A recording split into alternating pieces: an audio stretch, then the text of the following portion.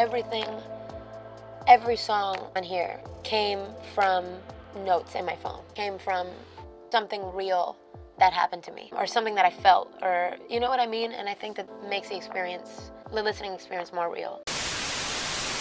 안녕하세요, 졸리우드입니다. 여러분, 이런 말 들어보신 적 있나요? 예술은 표절 아니면 혁명이다. 화가 고갱이 한 말인데요. 하바나가 역대급 히트를 치면서 명실상부한 미국의 탑 솔로 가수가 된 카밀라 카베요. 뛰어난 가창력과 송라이팅, 사랑스러운 외모와 긍정적인 성격까지 카밀라는 아이돌의 요건을 모두 갖춘 토탈 패키지였습니다. 힙합이 정령한 미국 가요계에 라틴 혁명을 일으킨 카밀라. 하지만 이 혁명은 이내 실패로 돌아갑니다. 야심차게 준비한 2집 로맨스가 그야말로 표절 덩어리였거든요. 시작은 나쁘지 않았습니다. 본격적인 컴백 전 남자친구 션 멘데스와 함께 세뇨리따를 발표한 카밀라는 하바나 못지않은 신드롬을 일으키면서 일과 사랑을 모두 잡았죠. 그런데 세뇨리따의 성공이 무색하게 2집의 더블 타이틀인 쉐임리스와 라이어의 반응이 생각보다 미지근했습니다. 뒤이어 공개한 Cry For Me와 Living Proof 역시 카밀라 특유의 간드러지는 창법이 다소 부담스럽게 진행돼 호불호가 갈렸죠. 2집을 홀랑 말아먹기 직전 다행히 앨범 수록곡 중 하나인 My Oh My가 주목받기 시작합니다. 하바나와 너무 비슷하단 비판도 있지만 어쨌거나 카밀라에게는 놓칠 수 없는 기회였죠. 그렇게 겨우 동아줄을 잡고 굴욕을 만회하려던 찰나 카밀라에게 역대급 위기가 찾아옵니다. 바로 표절 논란이었습니다.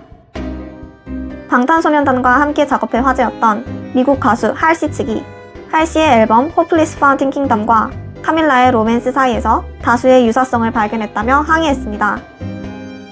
카밀라가 베낀 건 한두 개가 아니었어요. 먼저 앨범 디자인을 보죠. 구름이 그려진 파스텔톤 바탕에 고딕 폰트로 쓰여진 앨범명, 그리고 그 아래 작은 글씨로 사족이 달린 레이아웃. 굉장히 흡사하군요. 수록곡들을 표현한 카드 일러스트 역시 아이디어를 차용한 걸로 보이고요. 이 사진은 할시의 앨범 컨셉 아트 중 하나로 장미 문양의 바디 페인팅을 한 할시가 꽃들 사이에 누워있는 모습인데요. 카밀라의 공연 영상을 보시죠. 보셨나요? 꽃으로 장식된 무대에서 꽃무늬 전신 타이즈를 입은 댄서들이 카밀라와 함께 춤을 춥니다. 또 하나, 리빙 프루프의 다른 공연에서 카밀라는 무대에 빔 형식으로 꽃 패턴을 띄우죠. 공연 말미에는 이렇게 꽃들이 불타오르는 연출을 사용합니다. 할시의 무대를 보죠.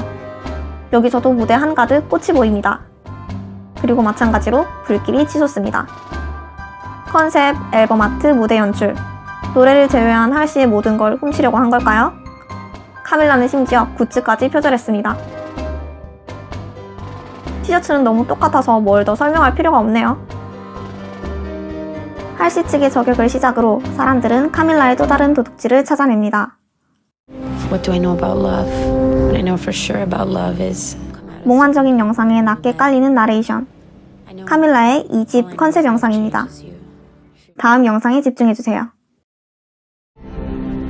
I was in the winter of my life, and my memories of them were the only things that sustained me. 사람들은 카밀라의 컨셉 영상이 공개되자 카밀라에게 일침을 날립니다.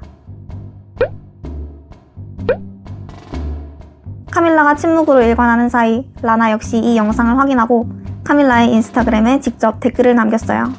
미친, 뭐야? 망신, 대망신이었죠. 카밀라는 할시의 앨범을 마음대로 잘라서 자기 앨범에 덧붙일 땐 언제고 아메리칸 뮤직 어워드에서 테일러 스위프트와의 합동 공연에 할시와 함께 올라갑니다. 이 셋이 부른 노래는 테일러의 Shake It Off. 표절 논란 같은 건 다 떨쳐버린 것 같았죠. 할시가요? 아니요, 카밀라가요. 이외에도 캐롤리나 폴라첵의 앨범 컨셉과 저스틴 비버의 굿즈에서도 카밀라가 표절한 흔적이 발견됐죠. 심지어 카밀라가 그렇게 자부심을 느낀 본인이 작사 작곡한 노래에도 표절 시비가 붙었습니다. 그래서 카밀라가 할시, 라나, 마리나, 티에라 수르에게 사과하고 활동을 모두 접었냐고요? 그럴 리가요. 카밀라는 지금까지도 표절과 관련된 어떤 해명이나 사과도 내놓지 않았습니다. 사실 카밀라의 표절 논란은 하루 이틀 된 일이 아닙니다. 무대 컨셉 표절은 하도 수시로 일어나서 이런 전적을 아는 사람들에겐 카밀라가 카밀라 했다로 받아들여지는 지경이죠. 카밀라는 2집으로 컴백하면서 이런 인터뷰를 했습니다. Every song on here came from notes in my phone. Came from something real that happened to me, or something that I felt, or you know what I mean? And I think that makes the listening experience more real. 진실된 감정에서 태어난 노래는 사람들을 끌어들이죠. 카밀라도 그런 생명력 있는 곡을, 그런 곡들로 채워진 앨범을 사랑했을 거예요. 하지만 너무 동경한 나머지 훔쳐버렸고 그 모든 게 들킨 상황에서도 반성은 없었습니다. 카밀라는 분명 재능 있는 가수예요. 그만한 가창력과 감성은 베끼고 싶다고 베낄 수 있는 게 아니니까요. 그렇기에 더더욱 카밀라는 깨달아야 합니다. 타인의 영감에서 태어난 창작물에 내 이름표를 마음대로 붙인다고 그게 내 것이 되진 않는단걸요. 지금으로서는 잘못을 인정하고 사과하는 게 자존심 상하는 일일지 모릅니다. 하지만 그런 과정이 없다면 아티스트 카밀라 카베요에게는 더 이상의 발전도 생명력도 없을 거예요. 이를 증명하듯 카밀라는 현재 마요마요의 인기에도 불구하고 자가복제라는 비판을 받고 있죠. 카밀라는 미국의 새로운 아이콘입니다. 팬들은 카밀라를 둘러싼 수많은 논란을 대리 용서하면서 그녀를 지키고 있죠. 부디 그들이 카밀라를 떳떳하게 사랑할 날이 오길 바랍니다. 오늘의 이야기와 관련된 예술작품을 줌인하는 시간, 졸리우드 부록 아티클입니다. 오늘 소개할 작품은 라파엘로의 아테네 학당입니다. 미켈란젤로, 다빈치와 함께 르네상스 미술의 3대 거장으로 불리는 라파엘로. 아테네 학당은 라파엘로의 대표작인 동시에 표절 스캔들의 주인공이기도 합니다. 1508년 미켈란젤로는 교황 율리오 2세의 부탁으로 시스티나 성당의 천장화 작업을 맡게 됩니다. 사실 이 천장화를 맡기 전 미켈란젤로는 교황에 의뢰한 무덤 기념물을 만들고 있었지만 교황의 변덕으로 작업이 중단되고 새 총괄자로 라이벌 브라만테가 선정되는 사건이 있었습니다. 미켈란젤로는 이 일이 처세술에 뛰어난 브라만테와 라파엘로가 자신과 교황 사이를 이간질해 벌어졌다고 여겨 무척 좌절했었죠. 이후 교황은 그를 위로하듯 시스티나 성당 천장화 작업을 다시 의뢰합니다. 처음에는 거절했던 미켈란젤로도 이 작업이 자신에게 큰 업적이 될 것을 깨닫고 끝내 수락하게 되죠. 그런데 천장화 작업을 막 시작하려던 미켈란젤로는 또 한 번 뒤통수를 맞습니다. 자신의 작업실 바로 옆방에서 그토록 미워하는 라파엘로가 벽화를 그리는 중이었던 거예요. 설상가상으로 미켈란젤로의 혈압을 올리는 사건이 하나 더 발생합니다. 미켈란젤로는 무척 예민한 성격이라 누군가 작업이 덜 끝난 작품을 들여다보는 걸 싫어했다는데요. 작업 도중 교황과 다툰 미켈란젤로가 잠깐 피렌체로 피신한 틈을 타 라파엘로가 그의 천장화를 훔쳐보러 갑니다. 그리고 미켈란젤로의 웅장한 표현과 과감하고 풍성한 인물 배치에 완전히 반해버리죠. 라파엘로는 다른 사람의 장점을 흡수해 자기 걸로 만드는 재주가 뛰어났습니다. 천장화를 본 라파엘로는 미켈란젤로의 특징을 모방해 자신의 벽화 아테네 학당에 녹여냈습니다. 이로 인해 아테네 학당에서는 단아하고 차분했던 라파엘로의 전작들과 달리 미켈란젤로 느낌의 다부진 몸 표현과 극적인 인물 배치를 볼 수 있죠. 뒤늦게 이 사실을 안 미켈란젤로는 라파엘로가 내 그림을 표절했다며 노골적으로 비난합니다. 근데 정작 라파엘로는 아테네 학당 속 한 인물인 헤라클레이토스를 미켈란젤로의 얼굴로 그려넣으면서 표절 시비에 시큰둥하게 반응했습니다.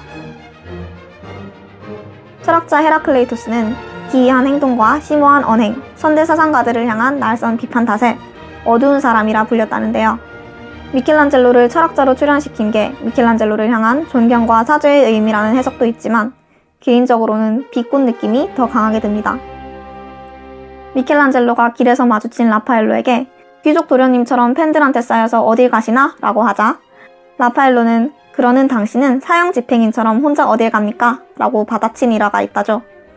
이걸 보면 라파엘로가 미켈란젤로를 다른 누구도 아닌 헤라클레이토스로 그린 게 마냥 순수한 의도는 아니었던 것 같습니다. 미켈란젤로는 이후 라파엘로가 미술에서 이룬 모든 것은 바로 나한테서 얻은 것이다 라고 말합니다. 물론 아테네 학당을 단순히 표절작으로 볼 수만은 없어요.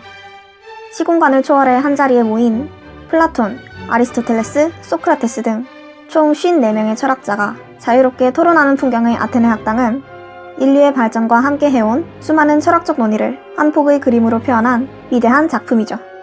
하지만 당시 아테네 학당을 보는 미켈란젤로의 심정은 그리 편치 않았을 듯합니다. 라파엘로가 미술계에 그랬듯이 팝 시장에 새로운 획을 그은 카밀라. 하지만 로맨스와 아테네 학당을 같은 선상에 놓자니 라파엘로에게 조금 미안한 마음이 들긴 해요. 한쪽은 다른 사람의 장점을 흡수해 내 것으로 승화시켰지만 다른 한쪽은 남의 아이디어를 그저 흉내내기 바빴으니까요. 라파엘로는 아테네 학당 이후로도 다양한 대작들을 만들어내며 최고의 미술가로 인정받고 부와 명성을 누렸는데요. 카밀라의 3집은 어떨지, 카밀라는 앞으로 어떤 가수로 기억될지 여러모로 기대가 되는 시점입니다. 오늘의 아티클 끝! 지금까지 졸리우드였습니다.